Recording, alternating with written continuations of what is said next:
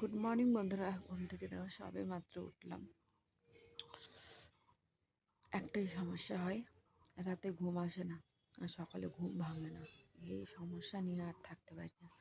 এখন চোখটা বন্ধ হয়ে যাচ্ছে, 2টার দিকে ঘুম ভেঙেছিল, আর ঘুম আসে না। ফোন দেখলাম কতক্ষণ ধরে, ফোন দেখে দেখে তারপরে তোমার 4:30টার দিকে আবার ঘুমালাম। 4:30টার দিকে ঘুমাই, এই যে এখন হচ্ছে কটা বাজে, 7:04 বাজে, এখন উঠলাম। মানে এরকম অবস্থা। তাই ভাবলাম সকাল সকাল উঠবো। ঘুমটা এমন টাইমে ভাঙলো, বলার মতো না। আর তখন উঠতেও পারতেছি না, শুতেও পারতেছি না। যখন ওঠার দরকার তখন শুয়ে আছি, তখন আর উঠতে পারতেছি না। এই সমস্যা, আর কি বলবো, কার কার এই সমস্যা। তো যাই হোক, চলো, দেখতেই পাচ্ছি এখন বিছনার মধ্যেই আছি। তো দাম কাজগুলো করে নিই, তারপর দেখাচ্ছি। তো গাছ বাইরে বেরোলাম। বাইরে বেরিয়ে আমি রাতে বুঝতে পেরেছিলাম কটা দিকে বৃষ্টিটা আসছিল। তোমার 4টার দিকে বৃষ্টি আসছিল, আমি বুঝতে পেরেছিলাম। তো তবে এটা বুঝতে পারিনি কতটা বৃষ্টি হবে। ভাবেছিলাম যে হালকা পাতলা হবে, কিন্তু হালকা পাতলা হয়নি। তো বাইরেটা চলো দেখাই, ওয়েদারটা কেমন ছিল আর কেমন হয়ে গেল ফট করে। আর এইদিকে আমার পানি, আমি বাঁচতে পারি না। পাটা কেন যে এত ব্যথা উঠতেছে, মানে পরশু দিনকে মানে একটু বেকায়দাভাবে পাটা আমি ফেলেছি, ওইটাই মানে ব্যথা এখন আর সহ্য হচ্ছে না। একটা পর একটা লাগিয়েই থাকে, কি আর বলবো। এখনো বিছনা তোলা হয়নি, কয়টা বাজে গেল, রান্না বাকি আছে, কিন্তু পাটা নিয়ে আমি পুরো জ্বালায় পড়ে গেলাম।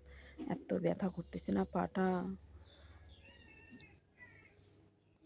এখন যদি বলি, মাকে বলি যে মা পা পুরো ব্যথা করতে, বলে নাইচে বেড়া সারাক্ষণ, তার জন্যই তো পা ব্যথা করে।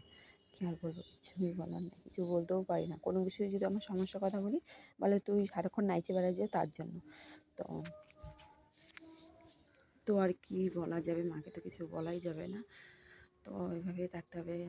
হাঁটতে গেলেই বুঝে যাবে, আর বুঝে গেলে দিবে আমাকে কথা, শোনাইতেই থাকবে।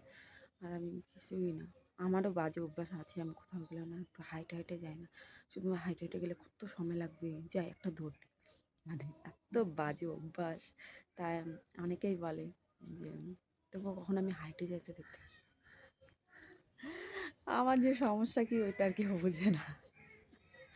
মানে অনেক, মানে কী করবো, ছোটো থেকে অভ্যাস হয়ে গেছে ক্লিং ক্লিং করে। ওই জন্য বলে যে বাড়ির যে ছোটো থাকে বলে একটু তিলিং ক্লিং বলে একটু বেশিই থাকে। বললাম, তাই বলি ভগবান তুমি আমাকে পাইলে আর কিছু না। হতে তো পারতো একটু শান্ত স্বভাবেরও, তো হতে পারতো শান্ত স্বভাবেরও। তো মানে যে কেউ যদি হঠাৎ দেখে তাহলে শান্ত স্বভাব হবে, আর যদি কেউ যদি অনেকদিন ধরে দেখে তাহলে বুঝবে এটা কেমন। একদিনও কখনো বিচার করতে হয় না কাউকে। তো দেখবে, খারাপও আছে একটা মানুষের মধ্যে, সব কিছু যে ভালো তা না, কিন্তু খারাপও আছে ভালোও আছে, ঠিক আছে। কিন্তু ওটা আমি তো বললে আর হবে না। কিন্তু আমি যাদেরকে নিজেদেরকে বিশ্বাস করি, ভালোটা আছে। খারাপ, হ্যাঁ, কেউ যদি বলে তোর মধ্যে এই খারাপ, হ্যাঁ মানে, হ্যাঁ খারাপ আছে, কিন্তু ভালোও আছে। ভালোটা কেউ বলে চলো বাইরেটা দেখাই।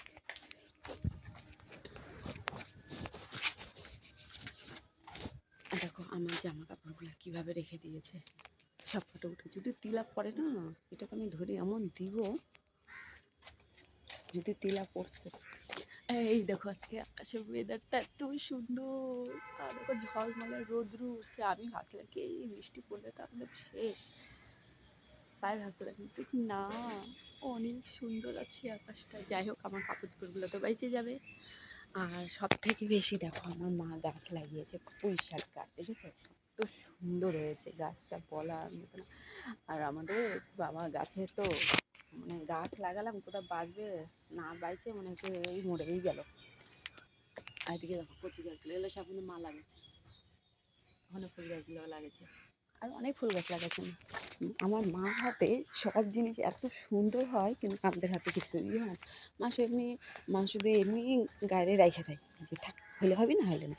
আর ওটা এত সুন্দরভাবে হয় বললাম না। এই দেখো একটা দোপাটি গাছ, ফুলের গাছ, দারুণ হয়। কিন্তু ভাবলাম, অনেকদিন ধরে ভাবছিলাম যে তোমাদের সাথে শেয়ার করবো, কিন্তু হয়ে উঠলো না, হয়ে ওঠে না। তো দেখো এগুলো তো আগে দেখাইছি, দেখো না ফুলটা, জাস্ট কালারটা দেখুন কত সুন্দর, এত সুন্দর লাগছে, এত সুন্দর লাগতেছে এগুলো। কিন্তু আমি আফসোস, আমি পূজা টুজা কিছুই দিই না। আগে অত কাজকাম করতাম না, কিছু করতাম না, 7:30 বাজে গেল, ঘড়িঘাটা এত দৌড়াই না আমাদের, রাগ উঠে। যাই হোক, ধমাধম করে কবে থেকে ভিডিও এডিট, কবে থেকে কি ওই দিনকার ভিডিও এডিট করি না, ভিডিও আছে কিন্তু করি না। কালকেটা শুধু এডিট করে রাখছে, তবে ভয়েস দিইনি, এগুলো করবো, এখনই করতে হবে। তো ভালো মতো একটু ভিডিওটা করে নিই, ভিডিওটা করি। আমি না এই যে এরকম ভয়েস দিয়ে ভিডিও দিতে চাই, কিন্তু হয় না, এই কারণে ভিডিওটা এত লং হয়ে যায়, আমাকে বাধ্য হয়ে কাটছাট করতে হয়। কাটছাট করলে তো ভয়েস কেমন উল্টাপাল্টা হয়ে যায়, তখন আমাকে নতুন করে আবার ভয়েস দিতে হয়। এই জন্য তো আজকে থেকে ভাবতেছি একদম যা করবো ভয়েস দিয়েই করবো, কোনো কাটছাট করবো না, যত বড় হওয়ার হোক।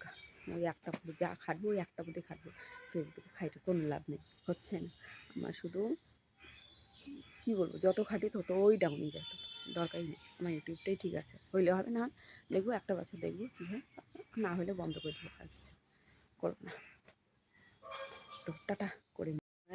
রান্নাঘরের অবস্থা খারাপ হয়ে আছে, তা দেখো এগুলো সব কিছু করতে হবে, তারপরে জামা কাপড়গুলো একটু রোদে দিতে হবে, তারপরে এই বাসনগুলো মাজতে হবে, মাঝে রান্না করতে হবে, একদম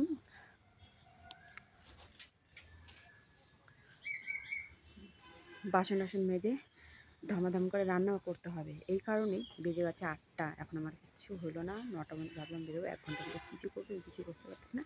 আর এই যে আরেকজন চলে আসছে, চলো দেখাই। ওই কিরে, তোর টাইম হলো আসার? ওই একে ধরতেও ভয় লাগে। ওই কিরে, হ্যাঁ দেখ, শুনবেই না এখন, চল থাক। বন্ধুরা এদিকে আমার স্নান করা হয়ে গেছে, আর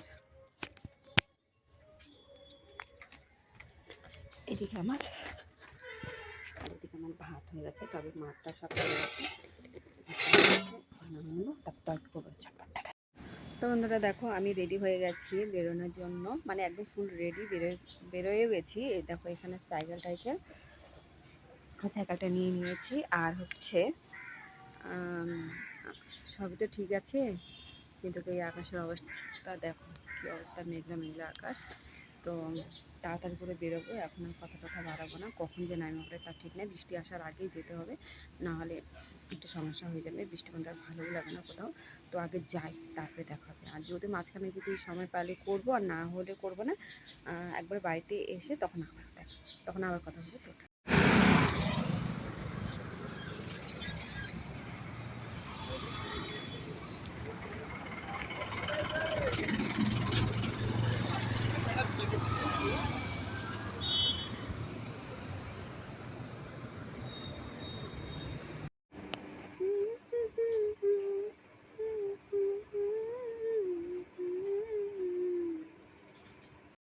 তো বন্ধুরা এখন বাজে রাত 11টা 24 বাজে, আমি এখনও ঘুমাই নাই, এই কারণে আমার ঘুমিয়ে আসছে না। আর বাইরে এত বৃষ্টি হচ্ছে, সেখানে হাওয়া দিল, প্রচুর হাওয়া দিল, আর এখন বৃষ্টি, তোমরা আওয়াজ শুনে বুঝতে পারছি।